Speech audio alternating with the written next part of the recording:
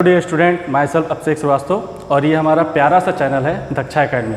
और हम आपसे उम्मीद करते हैं कि आप इस चैनल को लाइक करेंगे, सब्सक्राइब करेंगे और अपने फ्रेंड्स के साथ शेयर करेंगे, जिससे हम लोग का भी हौसला बढ़े।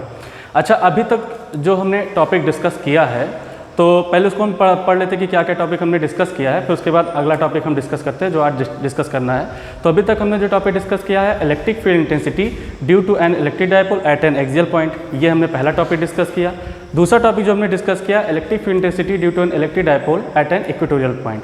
फिर इन दोनों को कंबाइन कर हमने न्यूमेरिकल प्रॉब्लम भी डिस्कस किया।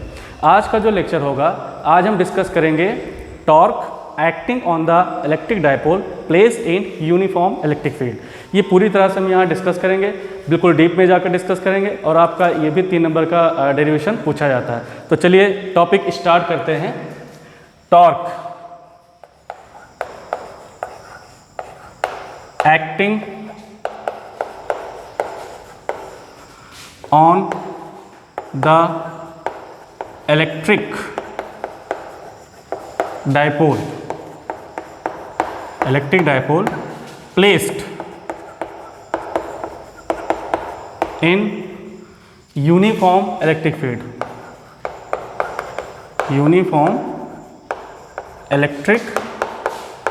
field, ठीक। अच्छा, इसमें टॉपिक में क्या है, टॉर्क हमें निकालना है जब इलेक्ट्रिक डायपोल कहाँ पर प्लेस हो, uniform electric field. Uniform electric field क्या होता है? तो यूनिफॉर्म इलेक्ट्रिक फील्ड ऐसा रीजन होता है जहाँ पर हर एक पॉइंट पर जो इलेक्ट्रिक फील्ड इंटेंसिटी होता है वो सेम होता है, ठीक। तो ये हमारे पास एक यूनिफॉर्म इलेक्ट्रिक फील्ड है। This is the uniform electric field. इस यूनिफॉर्म इलेक्ट्रिक फील्ड में ये डायपोल रखा है, ये डायपोल रखा है plus Q and minus Q, inclined at some angle. ये कुछ एंगल पर रखा हुआ है इलेक्ट्रिक फील्ड से। तो मान लेते हैं कितने एंगल पर रखा हुआ है, थीटा एंगल पर रखा हुआ है, ठीक। जो इलेक्ट्रिक डायपोल है, it consist of 2 equal and opposite nature of charge separated by small distance. तो इसके बीच का जो डिस्टेंस है वो हम 2a मान लेते हैं, ठीक। अब देखिए इस पर टॉर्क कैसे क्रिएट होगा अगर जो ये सम एंगल पर इंक्लाइन रखा हुआ है। तो सबसे पहला चीज़ ये है कि इलेक्ट्रिक फील्ड जो हमारा होता है, ये कहता है कि हमारे अंदर कोई भी चार्ज रहेगा उस पर हम फोर्स एक्ट करेंगे। तो इस चार्ज पर फोर्स एक्ट होगा, इस चार्ज पर भी फोर्स एक्ट होगा। इस चार्ज पर जो फोर्स एक्ट होगा F plus QE, it is in the direction of electric field. और इस चार्ज पर जो फोर्स एक्ट होगा F is equal to minus QE in the opposite direction of electric field. अच्छा, होगा क्या कि ये फोर्स चाहेगा इसको इस तरफ घुमाना और ये फोर्स चाहेगा इसको इस तरफ घुमाना। मतलब कि इस पे देखिए 2 इक्वल एंड अपोजिट फोर्स लग रहा है, जिस पे लाइन ऑफ एक्शन अलग अलग है, इसलिए ये कपल क्रिएट करेंगे। और कपल क्रिएट करने से, जैसे हमने कहा, एक फोर्स यहाँ पर लग रहा है और एक फोर्स यहाँ पर लग रहा है, तो ये इसको ऐसे रोटेट करेगा और रोटेट करेगा तो हम कह सकते हैं इस पर टॉर्क एक्ट होना शुरू हो गया, ठीक। तो इसको हमें निकालना है, टॉर्क के लिए फॉर्मूला निकालना है, तो इसको हम थोड़ा अलग बना लेते हैं। इस वाले फिगर को हम अलग बना लेते हैं। जैसे हमने कहा कि ये हमारा प्लस चार्ज है और ये हमारा माइनस चार्ज है। यहाँ पर जो फोर्स लग रहा है वो F is equal two plus QE और यहाँ पर जो फोर्स लग रहा है वो F is equal to QE है। इस पर भी QE मान लेते हैं। ये इन the direction of electric field, it is the opposite direction of electric field. तो इलेक्ट्रिक फील्ड से जो एंगल बना रहा है ये थीटा बना रहा है, ठीक। तो समझिए ध्यान से यहाँ पर कि टॉर्क के लिए जो फॉर्मूला होता है, हमको टॉर्क निकालना है और टॉर्क के लिए जो फॉर्मूला होता है, it is equal to force into perpendicular distance between the 2 forces. तो फोर्स इनटू परपेंडिकुलर डिस्टेंस, तो फोर्स तो हमारा ये है, परपेंडिकुलर डिस्टेंस जो होगा ये हमारा परपेंडिकुलर डिस्टेंस रहा होगा। तो इसको हम A मान लेते हैं, इसको B मान लेते हैं, ये हम अपने कैलकुलेशन के लिए C लिख देते हैं। और ये जो हमारा वैल्यू है ये 2A दिया हुआ, ठीक।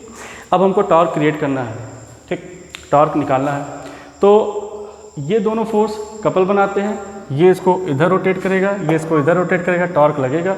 अब हमें टॉर्क के फॉर्मूले में हम देख रहे हैं फोर्स और परपेंडिकुलर डिस्टेंस दो क्वांटिटी है, तो इन दो क्वांटिटी को हमें निकालना पड़ेगा। तो फोर्स के लिए हम लिख सकते हैं QE, this is the magnitude of force. अगर जो परपेंडिकुलर डिस्टेंस हमें निकालना है तो परपेंडिकुलर डिस्टेंस के लिए हमें ये ट्राइंगल दिख रहा है, तो ये जो ट्राइंगल है इन ट्राइंगल ACB की अगर जो हम बात करेंगे तो हमको ये डिस्टेंस निकालना है, परपेंडिकुलर डिस्टेंस निकालना है, और हाइपोटेन्यूज हमको पता है। कौन सा रेशियो लेंगे तो आंसर है साइन थीटा लेंगे। Sine theta is equal to क्या होता है, परपेंडिकुलर अपॉन हाइपोटेन्यूज। तो sine theta is equal to perpendicular upon hypotenuse AB। तो AC के जगह पे हम लिख सकते हैं AB साइन थीटा। अच्छा, AB का वैल्यू है कितना 2A, तो ये आपका हो जाएगा 2A साइन थीटा। तो इस फॉर्मूले में दो चीज़ रिक्वायरमेंट था, फोर्स, परपेंडिकुलर डिस्टेंस, और दोनों वैल्यू हमने निकाल लिया। अब ये दोनों वैल्यू उठाकर हम इस फॉर्मूले में रख देंगे। Therefore tau is equal to, force के जगह पे हम QE रखेंगे QE, और परपेंडिकुलर डिस्टेंस के जगह पे हम 2A साइन थीटा रखेंगे 2A साइन थीटा। अच्छा, ये जो लिखा है 2AQ, but 2AQ is equal to small p। ये बार बार बताया जा चुका है, लेक्चर में बताया जा चुका है कि ये जो होता है be the electric dipole moment, electric dipole moment. Now the value of tau is equal to PE sine theta. This is the formula for torque acting on the electric dipole placed in uniform electric field. Tau is a vector quantity। अगर जो हम इसको vector form में लिखेंगे तो tau is equal to P cross E लिख सकते हैं। अच्छा, tau का जो डायरेक्शन होगा, tau it is perpendicular to P and tau it is also perpendicular to E। जो tau का डायरेक्शन होगा वो P और E के परपेंडिकुलर रहेगा। ठीक। अच्छा, इसमें हम स्पेशल केसेस अगर जो डिस्कस करें तो स्पेशल केसेस डिस्कस करने के लिए हमारे पास देखिए केस क्या क्या बनेगा, समझिए। Tau is equal to P sine theta है, ओके। अब अगर जो हम देखेंगे कि ये डायपोल, अगर जो ये डायपोल हमारा इलेक्ट्रिक फील्ड की डायरेक्शन की तरफ रखा है तब इस पर टॉर्क कितना एक्ट होगा। अगर जो यही डायपोल हम इलेक्ट्रिक फील्ड के डायरेक्शन के अपोजिट कर देते हैं तब कितना टॉर्क क्रिएट होगा। अगर जो इस डायपोल को हम परपेंडिकुलर कर देते हैं तब कितना हमारा टॉर्क क्रिएट होगा।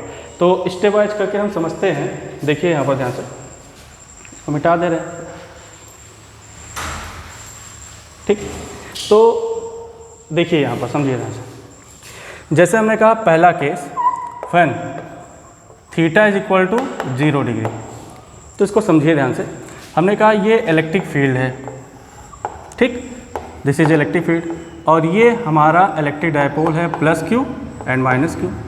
अब देखिए जो line of action of force है वो एक ही line of action of force है, तो ये कपल नहीं क्रिएट करेगा। तो यानी कि जब कपल नहीं क्रिएट करेगा तो ये टॉर्क भी नहीं लगा पाएगा। और वैसे भी इस फॉर्मूले में अगर जो थीटा के जहाँ पे हम 0 पुट करेंगे तो टॉर्क का वैल्यू कितना हो जाएगा 0। This condition is also called stable equilibrium. इसे बोर्ड एग्जाम में बहुत बार पूछा जा चुका है कि स्टेबल इक्विलिब्रियम क्या होता है, अनस्टेबल इक्विलिब्रियम क्या होता है। तो अगर जो थीटा का वैल्यू 0 है तो ऐसे कंडीशन को हम स्टेबल इक्विलिब्रियम कहते हैं और इस पर टॉर्क क्रिएट नहीं होता है। दूसरा case, when theta is equal to 180 degree. अगर जो थीटा 180 डिग्री है, मतलब यहाँ पर -Q है और यहाँ पर +Q है, दिस इज इलेक्ट्रिक फील्ड। तो इस पर भी देखिए, यहाँ पर फोर्स अपोजिट डायरेक्शन में और यहाँ पर फोर्स, ठीक।